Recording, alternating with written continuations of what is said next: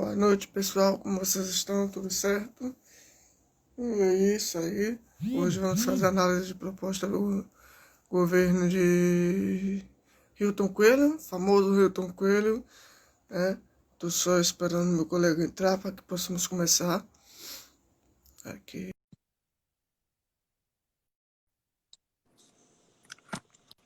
Oi. Boa noite e aí, meu nobre, como vai a voz? Opa, tranquilo, graças a Deus. E tu, meu caro? Pronto. Tô bem, com a graça de Deus. Vambora. E hoje o dia tá agitado com as eleições americanas. Sim, Isso aí. deixa eu só ajeitar aqui o equipamento.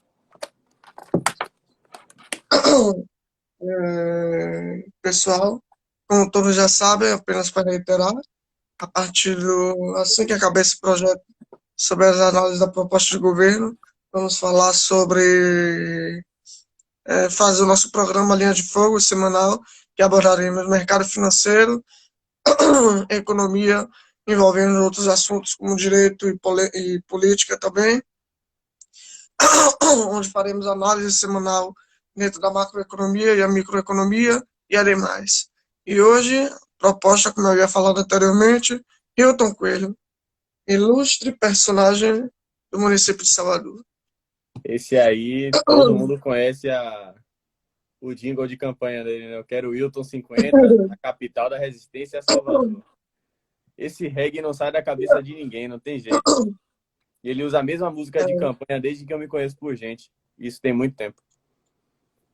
E ele começou de um modo bem simbólico, que era com o microfone lá no Iguatemi, nas passarelas, fazendo Isso.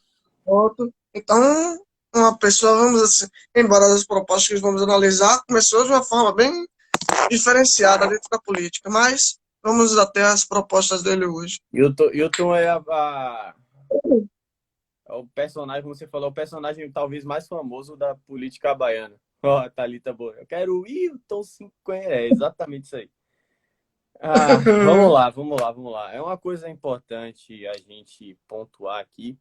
Inclusive, eu falei a mesma coisa do plano de governo de Pastor Sargento Isidório, que foi, assim, a quantidade, e aí o candidato que me perdoe, mas a quantidade exorbitante de erros de concordância e de gramática que tinham no plano de Hilton. Realmente, inclusive, tiveram coisas que ficaram assim complicadas de entender, né? Projetos que ficaram complicados de entender justamente por conta desses erros de concordância.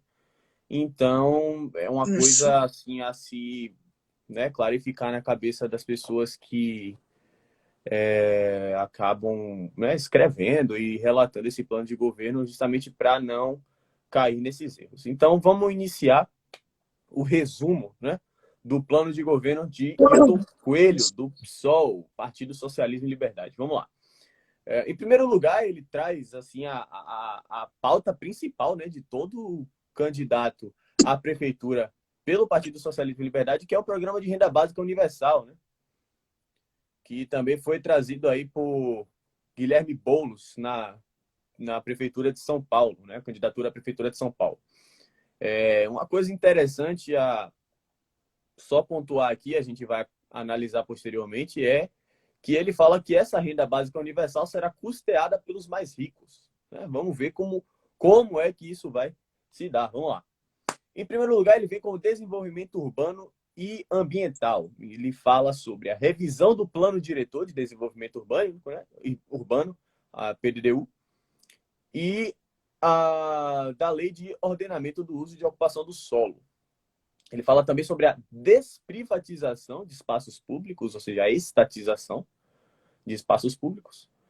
Fala sobre a criação do fundo de moradia, a promoção de regularização fundiária, implantação da coleta seletiva de lixo, revisão dos contratos licitatórios de coleta de resíduos no município, a recuperação e ampliação de parques municipais e a criação de unidades de conservação municipais.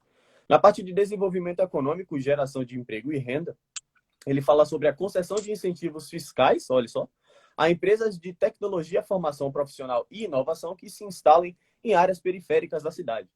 Ele também fala sobre a criação do programa Inova Salvador, do Banco Municipal de Crédito Solidário, né, a criação do Plano Municipal de Economia Solidária e a regularização do comércio informal. Na parte de política racial, de gênero e juventude e LGBT, ele fala sobre encaminhamento de projetos de lei que designem percentuais mínimos à Secretaria Municipal da Reparação, a criação do Sistema Municipal de Reparação Histórica e Humanitária do Povo Negro, a criação do Fundo Municipal de Reparação Histórica e Humanitária e a utilização de imóveis municipais sem uso por mais de 5 anos ou desapropriação de imóveis sem função social para fins habitacionais de interesse social. Na parte de combate ao ódio religioso e direito ao espaço urbano, ele fala sobre garantir política fundiária a terreiros de candomblé e umbanda e a construção de um cemitério exclusivo para terreiros. Na parte de LGBTs, ele fala sobre a criação do Conselho Municipal de Promoção dos Direitos da População LGBT, a criação do Plano Municipal de Promoção dos Direitos da População LGBT, a criação de casas de acolhimento para LGBTs que foram expulsos de casa, a criação do Observatório de Combate à LGBTfobia e a concessão de incentivos fiscais a empresas que contratem transexuais e travestis. Na parte de política tributária e dívida pública, ele fala sobre a instituição de cobrança progressiva de impostos, o reconhecimento do direito à imunidade do IPTU a casas de candomblé e umbanda e a extinção de renúncias fiscais que não resultem em contrapartida efetiva para a cidade, coisa que a gente vai comentar posteriormente. Ele não falou, não especificou quais seriam essas contrapartidas, mas vamos lá. Na parte de mobilidade urbana, ele fala sobre a reativação do Conselho Municipal de Transporte, a criação do Laboratório de Mobilidade Urbana, a regulamentação dos serviços de transporte, a redução de 10 km por hora, olha só, nas velocidades máximas permitidas nas vias da cidade, e aí, segundo ele, a fim de evitar acidentes de trânsito, a duplicação do número de travessias e ampliação dos tempos semafóricos para pedestres e a redução do percentual destinado a Transalvador e aumento do percentual destinado a guardadores de carro. Na parte de saúde, ele apenas traz 2 propostas mais específicas, que é a ampliação das unidades de saúde de forma 100% estatal e a criação do Centro de Referência de Saúde da População Negra e da Pessoa Idosa. Na parte de educação, ele também só traz 2 propostas específicas, que é a recusa ao escola sem partido e a adoção do ensino de gênero nas escolas municipais e a ampliação da educação integral. Na parte de esporte e lazer, ele também só traz 2 propostas específicas, que é o investimento em equipamentos esportivos para a formação de atletas e o estabelecimento de um calendário municipal de competições esportivas. Na parte de cultura, ele traz aí a estatização completa do Carnaval de Salvador, a criação do Teatro Municipal de Salvador e a criação de programas de estímulo a produções culturais independentes, ou seja, algo aí na linha da Lei Rouanet, só que, né, em caráter municipal. Na parte de segurança pública, ele traz a criação do Fundo e do Conselho Municipal de Segurança Pública, a criação do Gabinete Especial de Segurança Pública, o desenvolvimento do caráter educativo da Guarda Municipal, sabe-se lá o que isso quer dizer, e a criação do Centro de Formação da Guarda Municipal.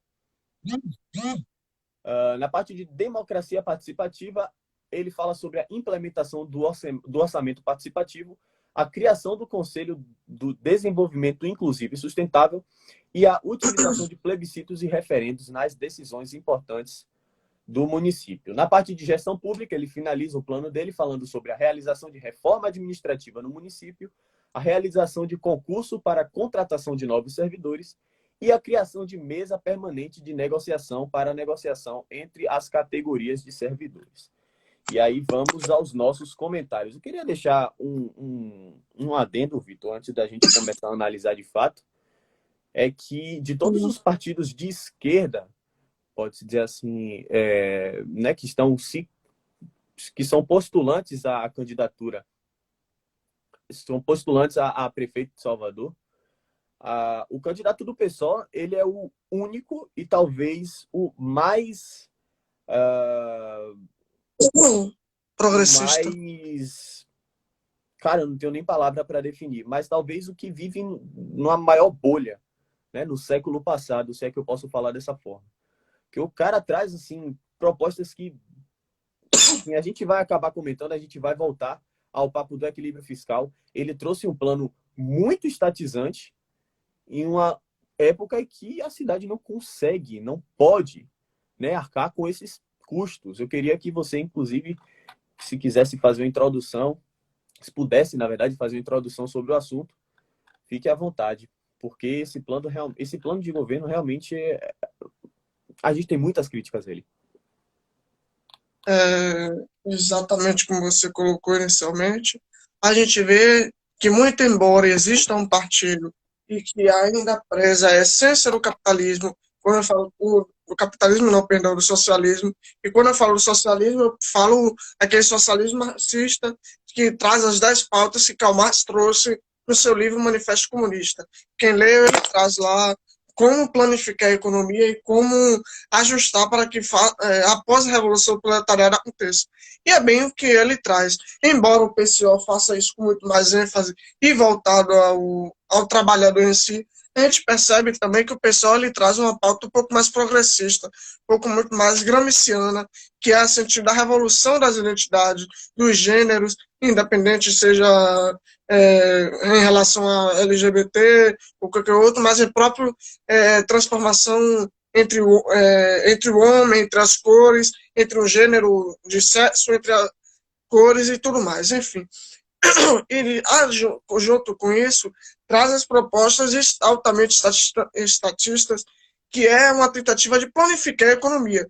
A gente pode notar aí que existe, cada segmento, ele tenta trazer e colocar um controle estatal. Ele não traz exatamente um gasto público. Eu não vou dizer, não deixa de ser um gasto público, obviamente. Seria falacioso da minha parte. Mas a intenção dele não é o gasto público, e sim o controle e a planificação da economia. Quando ele traz a questão de revisão de licitação, é o de menos. Mas, obviamente, isso é uma tentativa de tirar os contratos iniciais para colocar outros, certo? Mas quando ele tenta fazer regulações, quando ele tenta trazer a renda básica universal, que é o controle para que todo mundo faça, é sim uma pauta para se chegar. A gente vai discutir inicialmente ponto a ponto de cada quesito que ele trouxe de cada área, mas basicamente é isso que eles tentam trazer. Não só o pessoal, e o pessoal faz muito mais ênfase do que o PT e todos os outros, mas ele tenta trazer ainda um pouco da Revolução Gramsciana, que é bem o estilo de Hilton Santos. Quando a gente vê ele como personagem e suas propostas, quando ele coloca, é exatamente essa, uma tentativa de socializar os meios, mas ao mesmo tempo de causar uma revolução de gênero. É uma revolução gramsciana de, qual é o termo? Revolução cultural, certo? E agora vamos partir de ponto a ponto.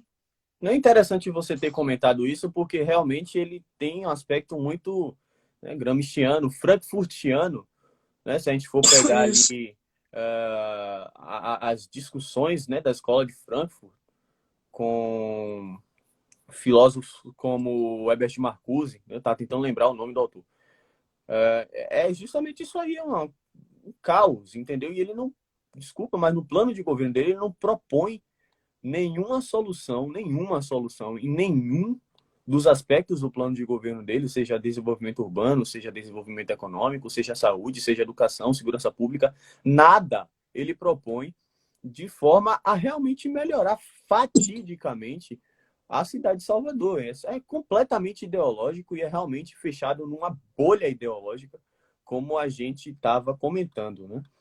Mas vamos lá, em ponto por ponto, na pauta de desenvolvimento urbano, que ele fala aqui sobre a desprivatização de espaços públicos. Eu gostei desse termo, Vitor, desprivatização, né? Porque é um eufemismo para lidar com estatismo, que é o que está afastando todo mundo hoje em dia, né? Queria que você comentasse aí um pouco desse malabarismo semântico que o candidato trouxe.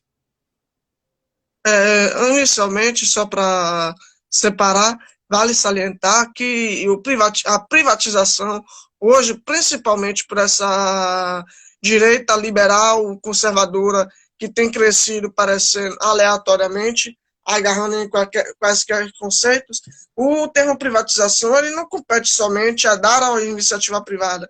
Existem muitas definições, e principalmente definição jurídica, para o que é a privatização. Porque quando se trata da privatização, você pode entrar em concessão, ou seja, ainda tem a iniciativa privada, mas tem a parte estatal, que são por via de concessão, PPP, entre outros.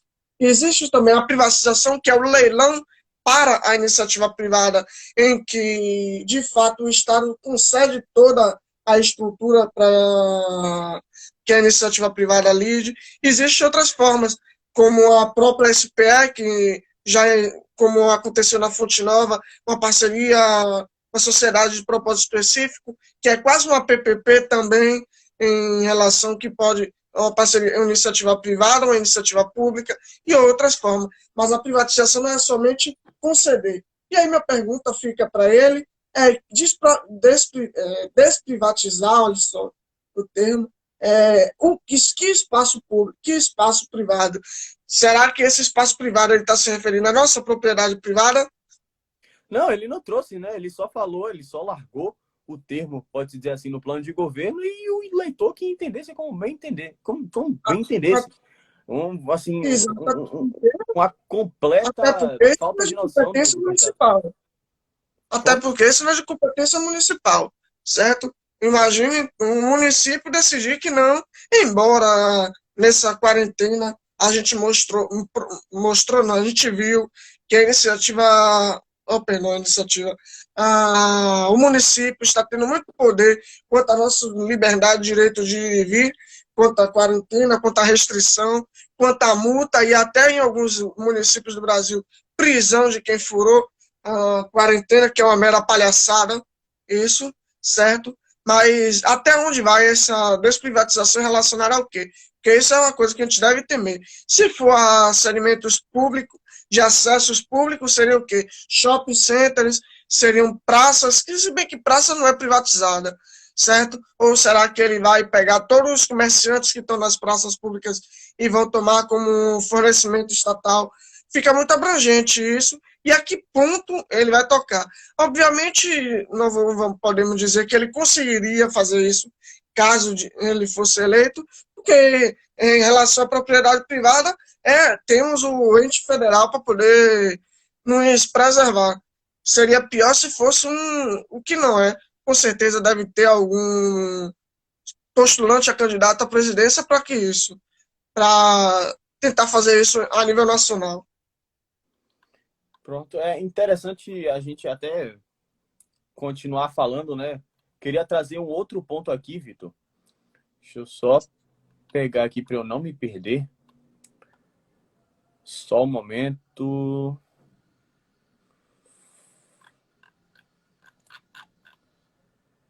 Imagino que esse cara vai desprivatizar. Não. Você, literalmente, é o Estado se apropriando de uma propriedade privada. Exatamente. Ou de um ente que é sob domínio privado e dizendo, isso aqui pertence ao domínio público, acabou.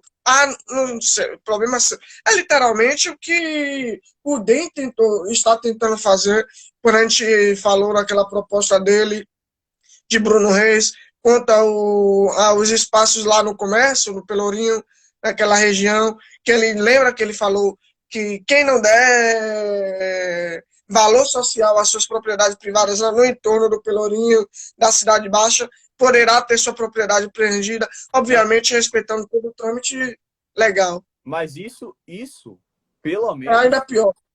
Isso pelo menos está previsto na Constituição, nesse caso de Bruno Reis. Inclusive, o próprio Wilton Coelho traz algo parecido no plano. Mas, além disso, ele fala sobre a desprivatização de espaços públicos. Ou seja, o espaço provavelmente já foi privatizado, ele quer recomprar, ou, não sei, ou tomar mesmo, roubar da iniciativa privada. Qual seria o plano? Como que ele faria isso? Ele não trouxe nada. Ele não trouxe nenhuma alternativa. Assim, alternativa não. Ele não trouxe nenhum modo de como ele vai fazer tal coisa. Ele só simplesmente jogou no plano. Entendeu? Uma coisa que eu queria comentar... Basicamente, tornar as propriedades privadas. Certamente vai se apropriar dos bens públicos, colocar em domínio, em patrimônio histórico, vai colocar em domínio público e vai... Basicamente isso É aí. exatamente como o colega falou. A invasão igual a Boulos fez. Isso faria até sentido, entre aspas, se fosse no caso de São Paulo, que tem as praças que foram privatizadas ao vencer dos empresários que reformam. Tentaria trazer algum tipo de lógica, mas nem isso. Eu queria passar, na verdade, para o outro tema aqui, que no plano de governo dele, na parte de desenvolvimento econômico, ele fala que pretende atrair investimentos e empreendimentos para a cidade de Salvador. Como todo candidato, postulante à prefeitura de Salvador, pretende. A questão é que, ao mesmo tempo, ele quer taxar os investidores e empreendedores progressivamente para sustentar um programa de renda básica universal. Porque, como ele mesmo falou no plano de governo dele, ele quer implantar um programa de renda básica universal a ser custeado pelos mais ricos. Então, basicamente, vai funcionar como? Você vai tirar a riqueza das pessoas e fazer uma transferência direta? Você vai roubar a riqueza de uma pessoa para transferir para os mais pobres? Assim, o Estado vai fazer um papel de Robin Hood agora? Como é que isso vai funcionar? Eu queria que você comentasse um pouco sobre isso. O papel do Estado, basicamente, é tirar de quem produz alguma coisa e dar para quem não faz merda nenhuma. Um exemplo de... Enfim, não vou tocar nesse assunto para não polemizar. Mas a todo instante o Estado tenta exatamente fazer isso. Não só dos mais ricos, mas todo aquele que produz alguma coisa e ele dilui da sua propriedade, eu que trabalho, você que trabalha, os outros que produzem e que geram algum valor para a sociedade e para a sua própria família, e subtrai esse bem para dar para outro que, de algum modo, acha que não consegue suprir ou exercer a mesma função que o Estado faz. Inclusive, o próprio Thomas Shelby fala, em um dos seus livros, que é incrível a capacidade das pessoas de acharem que não conseguem pagar por educação, saúde e outros, mas acha que consegue pagar o Estado para poder gerenciar isso tudo. Então, a gente pode ver o tamanho da... como diz até o próprio livro de Bruno Garchan, porque os brasileiros odeiam tanto o Estado e ao mesmo tempo amam o Estado, alguma coisa assim. E voltando ao ponto da renda... Não confiam nos políticos, mas ao mesmo tempo amam o governo. Exato. A gente sabe que certamente não vai poder transferir via herança, taxar os mais ricos, porque isso, perante a Constituição Federal, é competência da Casa Legislativa, que, inclusive, ela é prevista pela Constituição Federal, porém não tem nenhuma lei própria que verse sobre o assunto. E não vão fazer, até porque um dos mais ricos do Brasil também são os próprios políticos, e eles não vão taxar a própria herança e a própria fortuna. E o que caberia a ele, nesse caso, é como você colocou, o aumento do imposto progressivo sobre as atividades comerciais, que é de competência do município, como o ISS, como o IPTU. Ele pode botar umas zonas como, por exemplo, quem mora no Garcia, quem mora no Corredor da Vitória, vai pagar 60% de IPTU. Quem mora na suburbana vai pagar só 5%.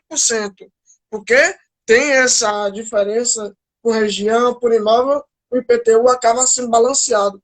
Poderia ele fazer isso. Ou então a questão da transmissão causa-mortes, que é de competência do município, e outros. A única forma que ele poderia... certo que ele pegue na conta, esse dinheiro é meu, faça que nem cola, salvo engano, pegue na poupança de todo mundo. Não, pois é uma loucura. Não é assim. É uma loucura completa. A cidade, a gente bateu nessa tecla tanto nessas análises passadas. Inclusive, na análise do próprio Celso Cotrim, que foi ontem, a gente bateu nessa tecla de novo.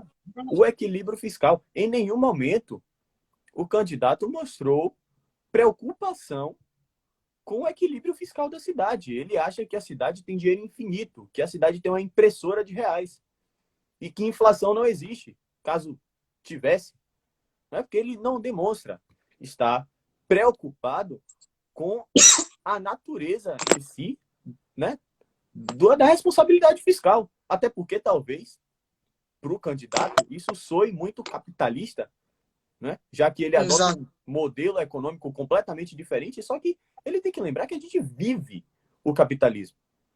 E não é em âmbito municipal que ele vai instaurar um socialismo, entende? A É gente isso que eu ia precisa do... complementar agora. Exatamente.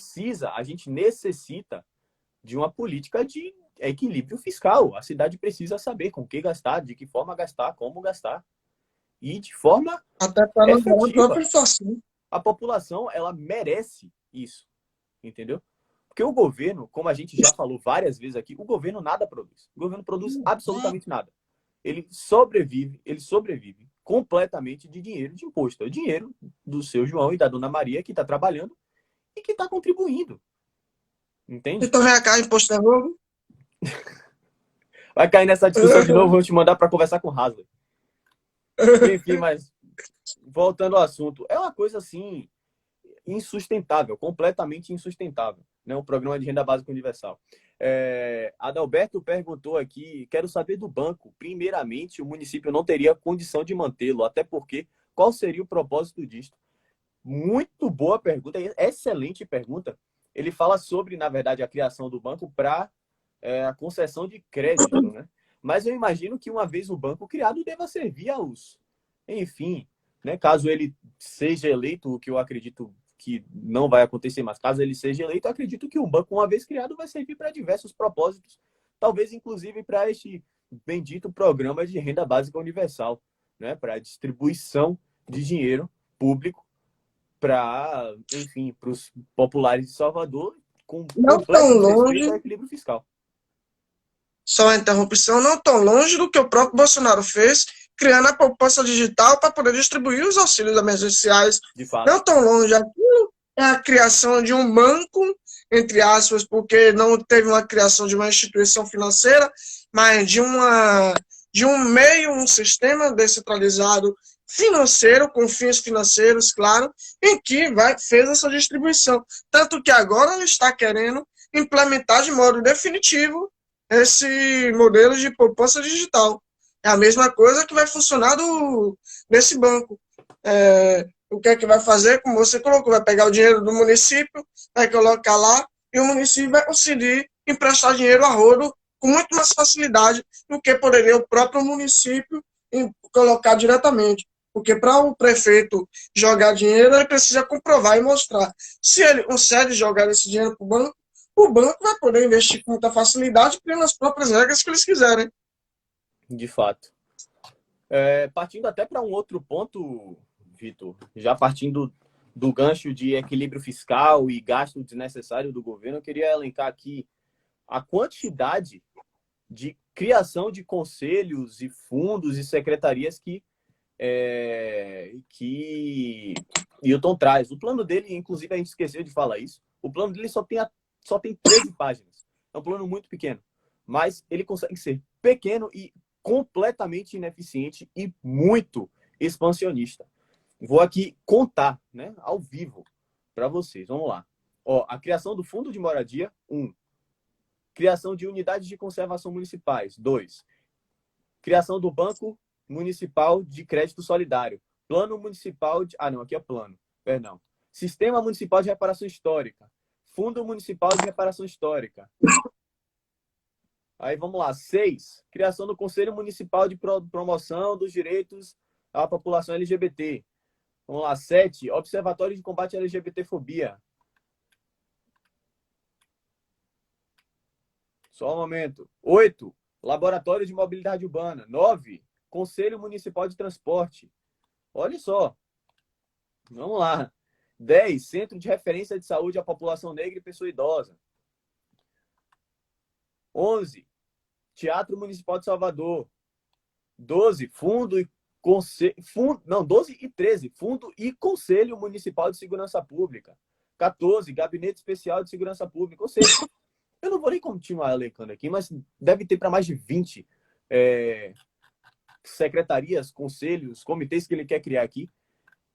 Tudo isso onera muito o contribuinte, porque é uma folha de pagamento maior, uma demanda maior ainda para a implantação desses mesmos comitês, dessas mesmas secretarias, enfim, não vem ao caso a nomenclatura em específico, mas é muito gasto e a cidade não tem como marcar com isso. A gente tem que bater no ponto do equilíbrio fiscal, porque a gente está acabando de voltar de uma crise econômica que não só a cidade, obviamente, mas o país inteiro passou e acabou deixando a cidade com as contas deficitárias.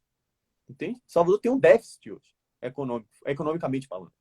Então, assim, é muito complicado um gestor se propor a fazer tanto, inclusive ineficientemente, porque ele não demonstrou de que forma que vai combater, né? O que vai combater, ele só falou sobre criação de secretaria, criação de plano, criação disso, criação daquilo, e não exatamente como ele vai combater. A gente sabe que o pessoal realmente, como a gente falou no início, vive dentro de uma bolha ideológica, e ele mostra completo descaso com o equilíbrio fiscal. Aqui, inclusive, eu queria até elencar um ponto específico aqui que ele coloca na parte de combate ao ódio religioso, né, ao preconceito religioso e tal, que é a construção de um cemitério exclusivo para terreiros.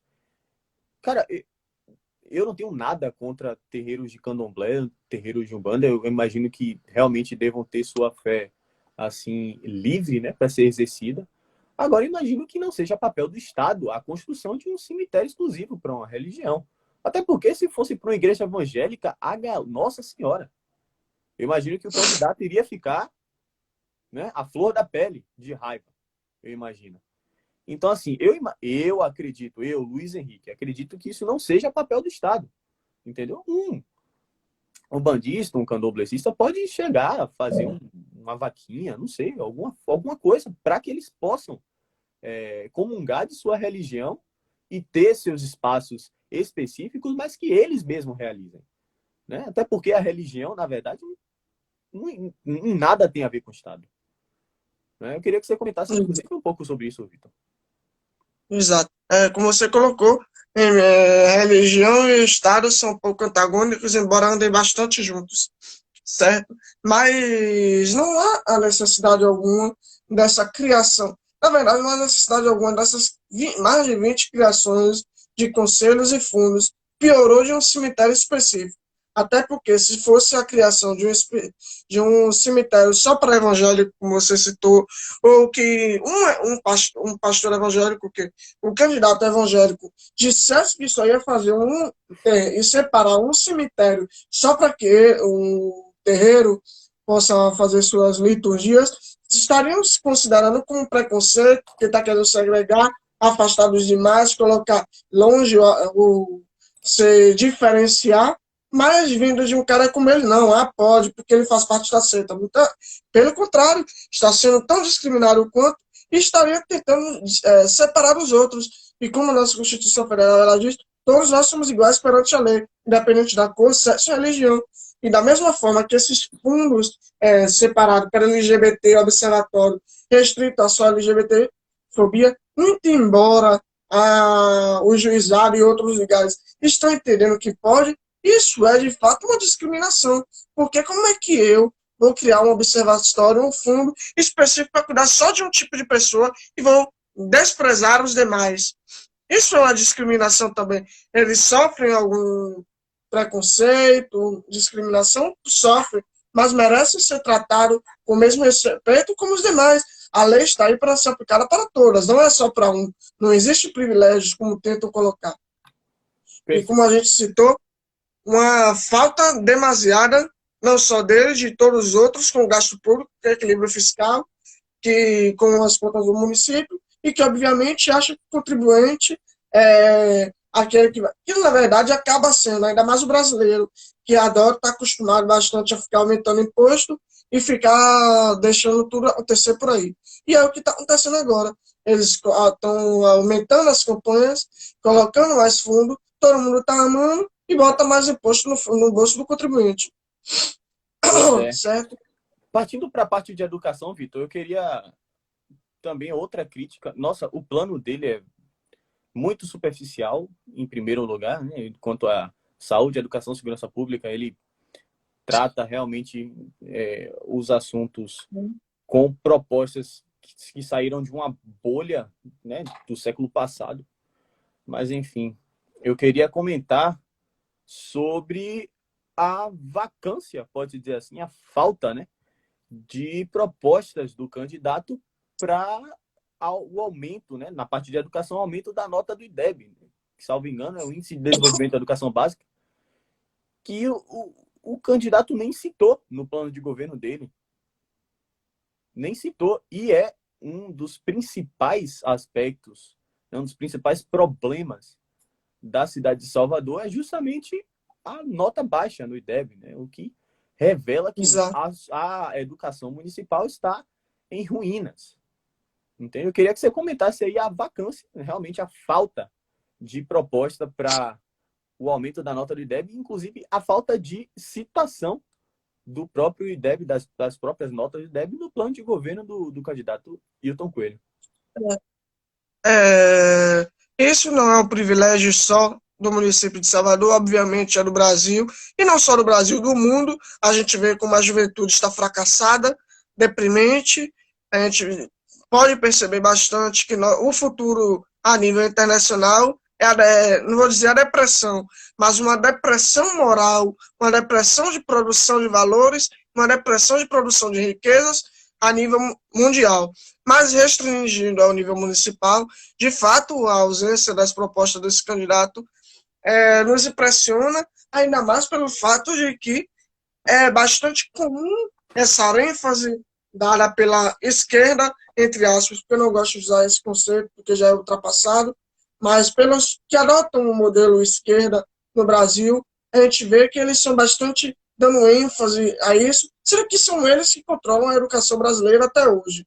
Então, no caso dele, a gente percebe que um apego maior dele é exatamente na intenção de planificar a economia, estatizar e controlar do que cuidar da educação, porque convenhamos que é muito mais de benefício do Estado que a população permaneça burra do que seja inteligente. Certo? E dele a gente não vê uma mínima intenção de aumentar os colégios integrais, pode ter citado uma outra que todo político vai citar para querer angariar a ampliação do ensino integral, mas de forma completamente esparsa. Ele só jogou no plano e falou, vai. É isso, basicamente. Está dizendo aqui, ó, estou propondo que vai aumentar aqui. Só para dizer que eu estou. Sendo que não é o foco dele. Não só na educação, na saúde e todos os outros. Que é uma lástima. A gente espera que um político, se é que ele vai se exercer como político, independente de quem seja, que ele tenha um apreço e um zelo pela população, o que a gente não encontra dele. É lastimável. E eu gostaria bastante de ver o que é que ele é bastante acessível. Seria interessante que ele viesse nos mostrar, não só para a gente, só aqui, mas ao próprio povo de Salvador, o que é que ele pretende com a educação que está falida. Sinceramente, eu entendo a restrição municipal por ser só creche fundamental, mas é da base que se constrói um aluno, é da alfabetização que, quando o aluno é alfabetizado de forma funcional, e não só a alfabetização de saber ler e escrever, isso é o básico que um faz, até um idoso que aprende aos 60 anos, mas nem todo mundo sabe ler e entender. E é isso que falta dentro das escolas. E que, embora o MEC seja controlador e seja a nível nacional, consegue também um prefeito organizar e estruturar isso no sistema de ensino dele. De fato, e isso faltou não só ele, mas as outras candidatos também a planificar esse tipo de modelo para tornar um sistema de ensino mais eficiente. Todos os outros vão aumentar a quantidade, como eu falei, não adianta nada a quantidade do ensino se mantiver a qualidade baixa. De fato, inclusive, Adalberto trouxe informação interessante aqui, que ele é professor, né? Ele é pedagogo. Exato. E aí a proposta de educação que ele traz é a recusa à escola sem partido e a adoção de ensino de gênero, como se isso fosse aumentar a nota do IDEB, né? Enfim. É mesmo que fez a Major Denise. A Major Denise é polícia militar, atua na área de segurança pública e suas propostas para a segurança pública foram completamente vazias e ocas. É o mesmo de um candidato como ele. Impressionante como a gente vê Isso, ou seja, isso significa, ele é um exemplo de que a educação está fadada ao fracasso. Nem o Com próprio que certeza. é o título de educador, o título consegue fazer uma proposta decente para a área que ele ainda tem o título, estudou para tal, imagine. Pois é, o engraçado é que ele faz uma mistura entre educação e segurança pública, quando ele fala que a prefeitura vai se, né, pautar no desenvolvimento do caráter educativo da Guarda Municipal. Eu, particularmente, não entendi nada, assim, integralmente nada dessa proposta. Eu creio que ele vai fazer, eu ia dizer militarizar, veja só, vai guiar as guardas municipais para serem, eles, embora a polícia militar já seja protetora e o meio coercitivo do Estado fazer o que quer, mas ele tornar as pautas deles de planificação e regulação muito mais com mais ênfase, até porque a desprivatização dos espaços públicos com a guarda municipal dele, ele pode fazer isso perfeitamente bem. Pois é uma situação, assim, né, complicada. Eu, inclusive, eu nem tenho mais o que criticar no plano dele, é tudo tão espaço, tão bizarro. É muito estatista, meu Deus do céu. Se você tiver alguma consideração específica, pode fazer. Eu estou procurando aqui. Não, não tem mais nenhuma. Eu queria até tentar elogiar alguma coisa, vou elogiar a força de vontade dele em se candidatar, certo? Que é como Marina Silva na presidência, que tá lá, a gente sabe que conhece, tá lá todo ano para se candidatar, mas não consegue levar nada. Mas, porque quanto às propostas, é lastimável que, e o mais impressionante é que ele ainda assim vai conseguir votos, Pois é, né? pois é. Muito embora ínfimo, porque é notório que Bruno Reis vai pegar uma boa parte dos votos, o Sargento Isidoro e outro, mas sempre tem aquele respiro, aquela muqueca que acha que está fazendo diferente, vai lá e vota.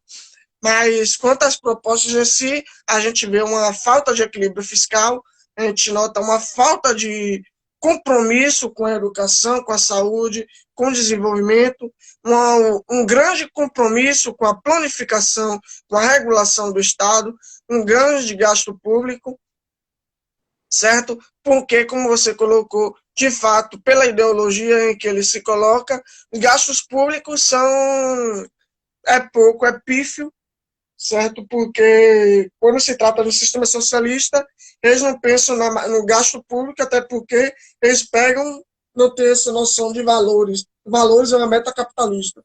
Então, para eles é gastar, pegar o dinheiro, todo mundo receber a mesma coisa e foi.